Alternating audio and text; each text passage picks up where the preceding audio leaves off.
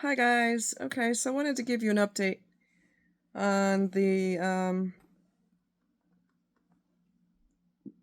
post-surgical bunionectomy. Oh God, what's it called? I can't think of it. Anyways, bunion surgery on my left foot. Today was a painful day. Yesterday was a painful day. Today is a painful day.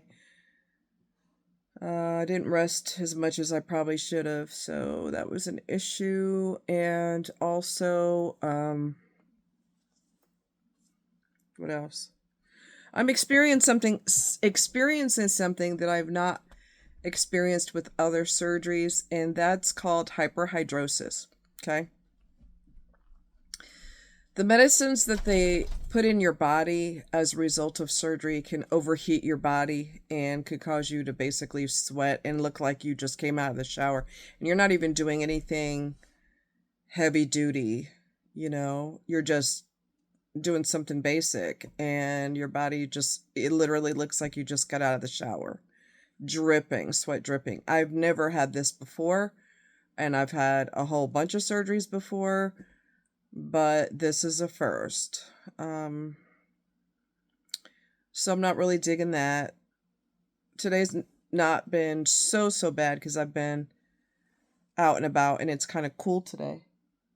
So I've experienced it a little bit, but not, I mean, I've never experienced this before, and like I said, I've had surgeries before.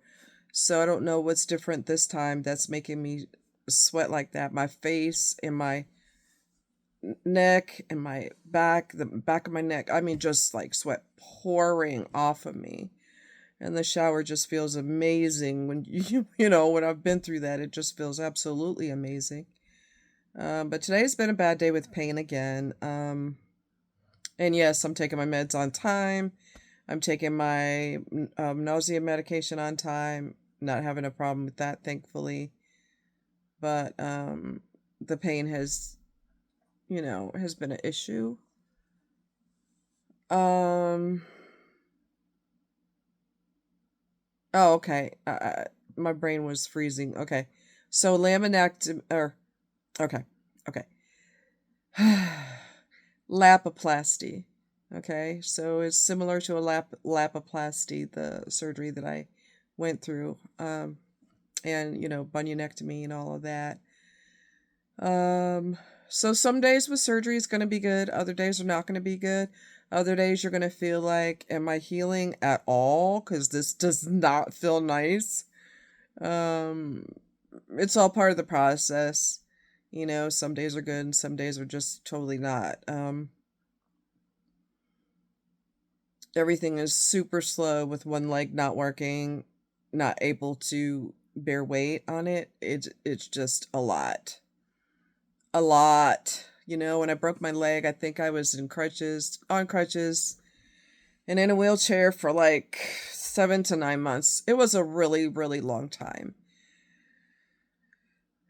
And I don't know how the heck I dealt with that. I really don't, because this is nowhere near, I'm sure I'm not going to be non-weight bearing for nowhere near as long as that, obviously. But man, this is really something else. I used the freedom leg. I thought it showed in the video, but it did not.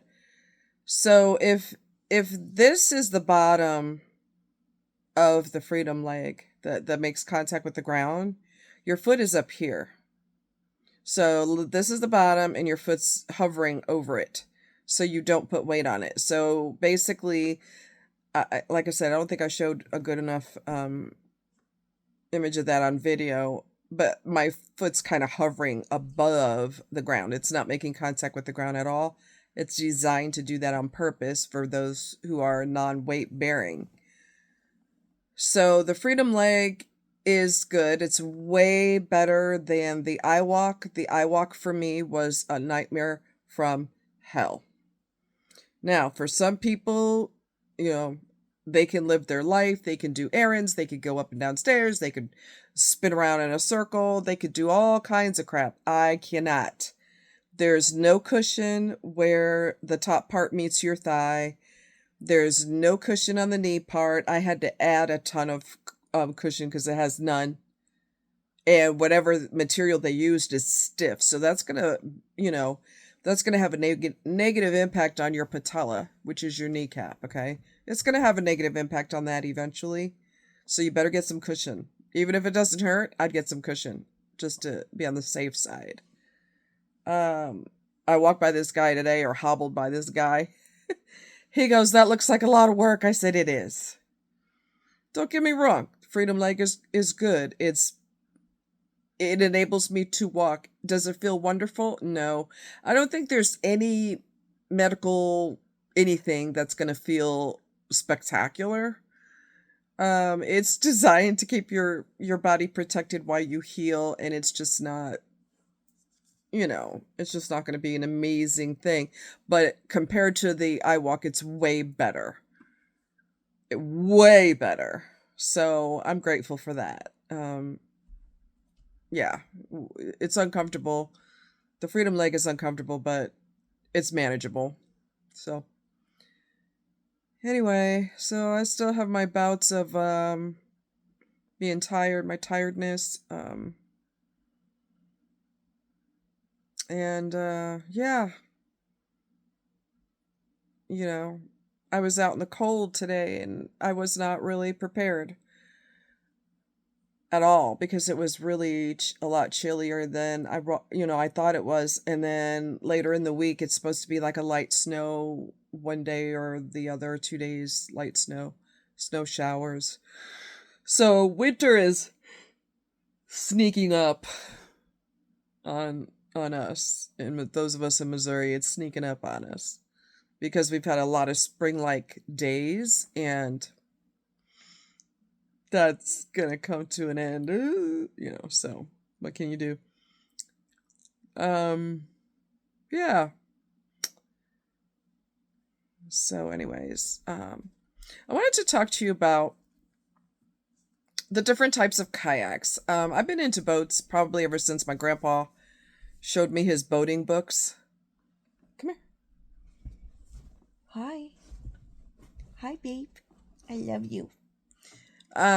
He showed me his boating books, and oh my gosh, like wow. I was in love with those boats, I'm not gonna lie. And so I learned about kayaking and that kind of thing. And some people are confused about what's the difference between a wreck kayak and a touring kayak. So I'm going to tell you what the differences are, even though people argue because they don't have the knowledge. And I'm not being funny, they just don't know. So they'll argue their point, and it's like, no, you're wrong. So first of all, they're two different animals altogether, okay? It's like comparing an apple to an orange. They are two completely different things. An orange is citrus, an apple is not. An orange is orange, an apple is not, okay? So it's basically like comparing apples and oranges. Depending on what your personal needs are, that will be the type of kayak that you're you might be interested in. If you only want calm water and calm lakes, and you don't ever want to be in a huge lake or one that's going to, have issues when it's windy, you just want something super calm and super cool and something to just, putz around in. You don't care about speed. You don't care about performance. You don't need all that. You just want something you could just paddle around and be on the water. Then a wreck boat would probably be good for you. They usually do not have storage. Some do, most don't. And if they do have some type of storage, it's not going to be much. Okay. So it's good if, you want to get one for you and your kids and you just want to paddle around, putz around, play around. You don't care about speed or performance or, being stuck in the rain. What will I do? What if it rains so hard? I didn't expect it. Now it's filling up my cockpit, because that's what's going to happen if you have a wreck boat. The water, if it's raining too hard, it will fill up your cockpit, because that's another thing. Wreck kayaks do not have recreational, do not have the ability for a spray skirt.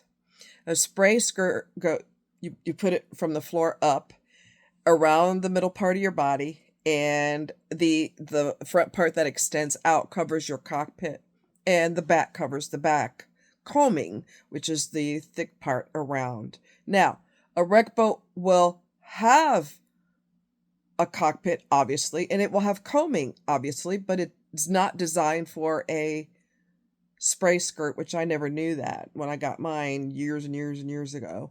I forget how many years ago. It just wasn't, you know what I mean? Like it wasn't designed for that, and I didn't know that at the time. And although people will say things like, well, it doesn't need a spray skirt, I beg your pardon. If you are stuck in rain and you didn't anticipate rain and you checked the weather, yeah, you do need some kind of protection. Yes, you do. Okay. Unless you're close enough to land, you know, and flip that sucker over and seek shelter until the storm passes, because you don't have any other option. Okay. Now, when we go into touring kayaks, they're a different beast altogether. They are, okay, let me go back to the wreck boat. They're usually up to 10 to 12 feet, like 9 to 12 feet length is what you're going to have. Okay. When you go into wrecks, you're talking, I mean, touring kayaks, you're talking 13, 14 feet and above. I talked to a guy who has a kayak that is 18 feet long. Okay. So that's going to be a monstrosity, obviously, but that's perfect for, Missouri River, Mississippi River, things of that nature. Now, with a touring boat, you're going to have a smaller cockpit. You're going to have more length, obviously. You will have the ability to have a spray skirt on it. You will have,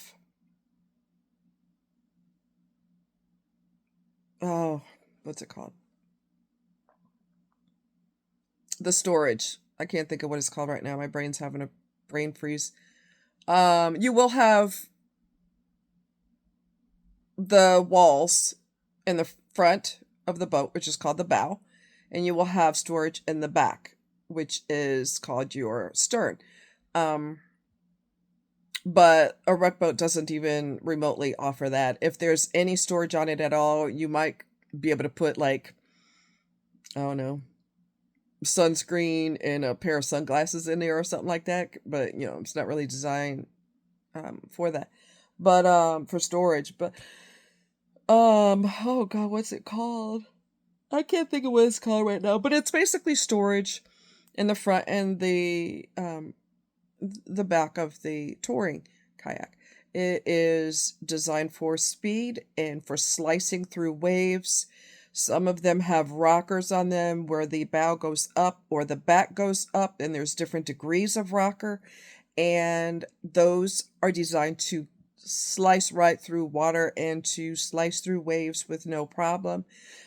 Some of them are performing touring kayaks, like I want to say the Dagger Stratos, for example, loves the ocean, loves, rock gardening, where you are like going in and out of rocks, bouncing in and out, just kind of zigzagging through there. The Dagger Stratos is very, very playful, and it loves, rough conditions on the ocean or on the sea. It loves that. Touring kayaks are designed for that. Oh my God, I can't. That's going to drive me crazy. Sometimes I'm going to need you guys to look in the description of my videos, because sometimes I have a brain freeze and I don't remember the name of something, but I'll remember after I make the video, and then I'll go ahead and put it in the description. Yeah, I can't think of what the storage compartments are called, but my brain just doesn't want to do it. So you've got speed, you've got agility, you've got the main difference between, well, one of the big differences between the wreck kayak and the touring kayak is a touring kayak, which is also called a sea kayak, They are designed for any type of water. So it doesn't matter if it is a lake, a river, the ocean, a creek. It makes no difference. It can be used on all types of bodies of water, whereas a recreational kayak is mainly only for calm lakes, creeks. You can do rivers, but I would be careful. Make sure that that's a calm section of the river. You could do 1 to 2, oh, really? Class 1 or 2 rapids with a rec boat, but with a touring, then, but there's different types of kayaks that are specifically for aggressive whitewater, which is like class 3 and up. But that's a different thing. They're smaller, they flip easily, but you can also recover faster, and that they're for performance. All right? So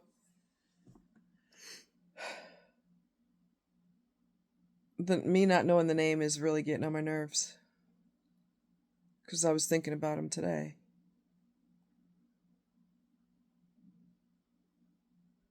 Anyway, there are walls inside the compartments with walls inside the boat, and they're designed for kayak camping, day trips. You can put a camping chair in there. You could put your cooking gear in there, change of clothing, all of that. Okay. Don't, just for safety, you should have a whistle, which I did have a whistle somewhere. Anyway, a whistle is excellent for in case you have a crisis and you need help. Hopefully, someone will help you. Hopefully. Anyway, some people, and that's all I'm going to say about that. Anyway, PFDs are your personal flotation device, which is your life jacket. You should always, always, always, always, always wear it. I don't care what type of water, if it's calm, if it's not, the weather, the type of boat, I don't care. You should always, always, always, always, always have it on. Way too many people die every single year from drowning, and it's absolutely absurd. And you can see videos on YouTube of people in their fancy, expensive boats, and they've got a bunch of people on the boats, and not one person, children included, not one person has on a PFD, a life jacket. Not one person. Because they're more interested in looking cute. Well, you look cute in your casket. They'll make sure of it. They'll make sure your makeup's done and your hair is done. You're going to look real good in the casket. I mean, come on. Sometimes losing your life is ridiculous and preventable. Okay? Mother Nature's not playing with you. Okay? Mother Nature is not playing with you. Anyway. So, those are the main differences. I'm not an expert on kayaks or anything like that, but I know a little bit something about them. There's some boats that are not really, don't expect a lot out of them. In other words, the boats that are at your typical brick and mortar stores like Walmart or Dick's Sporting Goods or whatever, those are just BSing around boats. They're not going to be made of the best material. They're going to be durable, hopefully, but they're not going to have any length or speed to them or anything like that. If you needed to get out of the water quick for whatever reason, it's not going to be quick inside a wreck boat because they're shorter and they're wider. They're made for stability, but you lose a lot of speed that way. In case, or the weather's about to pop off and you didn't know, you're like, oh my God, I gotta go. The wreck boat's not going to speed you along. Okay. But it has its purpose of depending on what you are looking for. So I think that's pretty much it. If you go to Ken Whiting, he has 2 channels. He has one called Paddle TV and he has another channel called Paddle Tales. TALES, Paddle Tales. And he used a sea kayak at the Lake Superior, and Lake Superior does not behave like a lake. I've seen it with my own eyes when I traveled up that way. It behaves like an ocean. So if you think, oh, it's just going to be a casual lake, you done lost your mind up in here. It is just like an ocean. And some parts of Lake Superior are so wide and so vast that you cannot see land on the other side, depending on where you are on the actual lake. And Ken, he's an instructor. He's a champion paddler. He is an instructor with the ACA, American Canoe Association, but they also teach you about kayaks, and it's not just limited to canoes. They talk about water safety, all of that. He battles the Lake Superior by himself. Okay, if I can remember, I'll put it in the description. He's amazing, but he had a satellite radio with him in case he ran into a problem, because he's not going to say, well, I'm so well versed on the water that I don't need help, and I don't need flares, or not really flares, but I don't need a satellite radio, or I don't need, anything in case I get in trouble. He's smart enough to know that anything could go wrong at any time. So even with his experience, vast experience, he still had means to contact someone in case of emergency. So that's good. But yeah, he battled Lake Superior by himself, and I'm like, wow. Because that sucker is not playing around. It's aggressive. I've seen people skiing, water skiing on Lake Superior. Okay, ships go into Lake Superior, so there's nothing lake about it. That's part of the name, but it behaves like an ocean. Okay? Yeah. Anyways, so you guys take care. Much love. Just want to give you something different today, and take care.